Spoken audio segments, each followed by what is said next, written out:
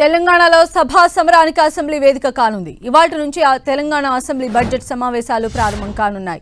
రెండు సభలు ఒకే దగ్గర కొలువు తీరనున్నాయి. మొదట ఉదయం 11:30 అసెంబ్లీ ఆవరణలో తెలంగాణ తల్లి విగ్రహాన్ని గవర్నర్ శివప్రతాప్ శుక్లా, సీఎం రేవంత్ రెడ్డి, మండలి చైర్మన్ గుత్తా సుఖేందర్ రెడ్డి, స్పీకర్ గడ్డం ప్రసాద్ కుమార్ ఆవిష్కరించనున్నారు.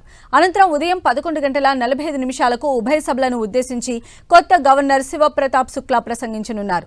గవర్నర్ ప్రసంగంతో ఉభయ సభలు ప్రారంభం కానున్నాయి. 10 రోజుల పాటు సభను నిర్వహించాలని ప్రభుత్వం భావిస్తున్నట్లు సమాచారం.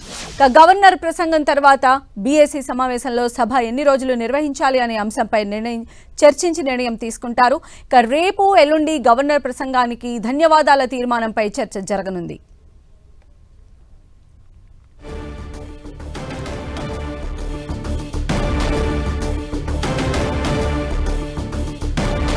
తెలంగాణలో సభా సమరానికి అసెంబ్లీ వేదిక కాబోతోంది. ఇవాళ నుంచి తెలంగాణ అసెంబ్లీ బడ్జెట్ సమావేశాలు ప్రారంభం కాబోతున్నాయి. 20న బడ్జెట్ని ప్రవేశపెట్టే అవకాశం ఉంది. మరిన్ని అప్డేట్స్ తెలుసుకుందాం. మా ప్రతినిధి కరుణాకర్ మనకు అందుబాటులో ఉన్నారు. కరుణాకర్, సంధ్య, మరి కాసేపట్లో తెలంగాణ అసెంబ్లీ బడ్జెట్ సమావేశాలు ప్రారంభం కాబోతున్నాయి. సరిగ్గా 11:45 గవర్నర్ ప్రసంగంతో ఉభయ సభలు ప్రారంభమవుతున్నాయి. ఉభయ సభలను ఉద్దేశించి గవర్నర్ శివప్రతాప్ శుక్లా ప్రసంగించబోతున్నారు. గవర్నర్ ప్రసంగం తర్వాత బీఏసీ సమావేశం ఉంటుంది. బీఏసీ సమావేశంలో ఈసారి తెలంగాణ బడ్జెట్ సమావేశాలను ఎన్ని రోజుల పాటు నిర్వహించాలన్న దానిపై ఒక నిర్ణయం తీసుకోబోతున్నారు. స్పీకర్ అధ్యక్షతన అసెంబ్లీ శాసనసభ సమావేశాలపై కావచ్చు, మండలి చైర్మన్ అధ్యక్షతన శాసన మండలి సమావేశాలు 2 రోజుల పాటు నిర్వహించాలి దానిపై ఒక నిర్ణయం తీసుకునే అవకాశం కనిపిస్తుంది. మనకున్న సమాచారం మేరకు 10 దినాల పాటు, అంటే 10 వర్కింగ్ డేస్ పాటు ఈసారి అసెంబ్లీ బడ్జెట్ సమావేశాలు జరిగే అవకాశం కనిపిస్తుంది. ఇక ఈ నెల 20న అసెంబ్లీలో అటు మండలిలో బడ్జెట్ను ప్రవేశపెట్టాలని చెప్పి ప్రభుత్వం నిర్ణయం తీసుకున్నట్టు తెలుస్తోంది.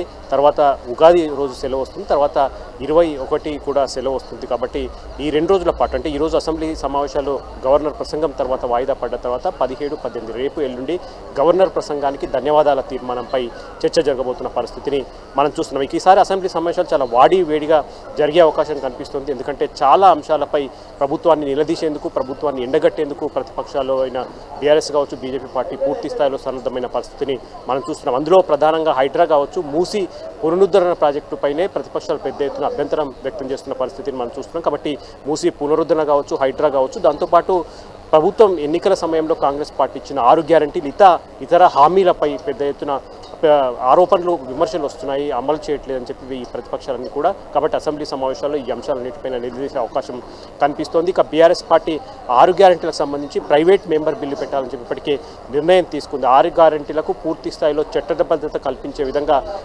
బీఆర్ఎస్ పార్టీ డిమాండ్ చేస్తుంది. అందులో భాగంగా ప్రైవేట్ మెంబర్ బిల్లును అసెంబ్లీలో ప్రవేశపెట్టాలని చెప్పి ఇప్పటికే కేటీఆర్ ప్రకటించిన పరిస్థితిని మనం చూస్తున్నాం. కాబట్టి ఈసారి అసెంబ్లీ బడ్జెట్ సమావేశాలు చాలా వేడిగా జరిగే అవకాశం కనిపిస్తోంది. సంధ్య, అంటే ఇక్కడ ఒకవైపు మనం చూసినట్లయితే చాలా కీలకమైనటువంటి బడ్జెట్ సమావేశాల్లో బీఆర్ఎస్ తరపు నుంచి కేసీఆర్ అసెంబ్లీకి హాజరవుతారా లేదా అనేటువంటి క్వశ్చన్ కూడా ఉన్నాయి. అండ్ అదేవిధంగా కౌంటర్ అటాక్స్ చేయడానికి కూడా బీఆర్ఎస్ సంసిద్ధంగా కనిపిస్తోంది. సో ఈ నేపథ్యంలో అసెంబ్లీ సెషన్స్ అనేది ఈసారి ఎలా ఉండబోతున్నాయంటే ఏం చెప్తారు?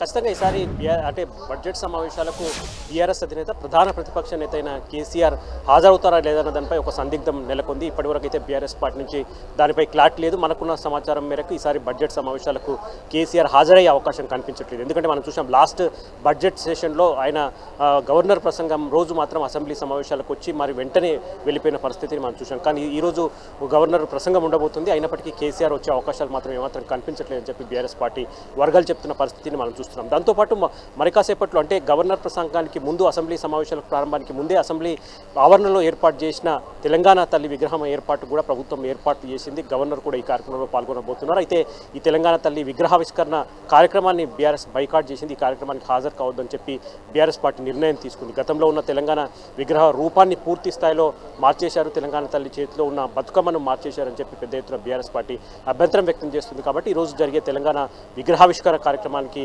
వెళ్ళకూడదని చెప్పి బీఆర్ఎస్ పార్టీ నిర్ణయం తీసుకుంది. బీఆర్ఎస్ పార్టీ ఎమ్మెల్యేలంతా ఈ 11 గంటలకు అసెంబ్లీ ఎదురుగా ఉన్న గన్ పార్క్ వద్ద, అమరవీరుల స్తూపం వద్ద నివాళులర్పించి వాళ్ళందరూ కూడా పాదయాత్రగా అసెంబ్లీ సమావేశాలకు హాజరయ్యే పరిస్థితిని మనం చూస్తున్నాం. ఇక బీఆర్ఎస్ పార్టీ ఈసారి పూర్తి స్థాయిలో ప్రభుత్వాన్ని ఎండగట్టింది. ఎందుకంటే కాంగ్రెస్ ప్రభుత్వం ఏర్పాటై దాదాపు 2.5 ఏళ్లు కావస్తుంది. కాబట్టి 2.5 ఏళ్లలో 6 గ్యారంటీలు సహా ఇచ్చిన ఎన్నికల సమయంలో ఇచ్చిన ఏ ఒక్క హామీ కూడా అమలు కావట్లేదని చెప్పి పెద్ద ఎత్తున ఆరోపణలు గుప్పిస్తోంది.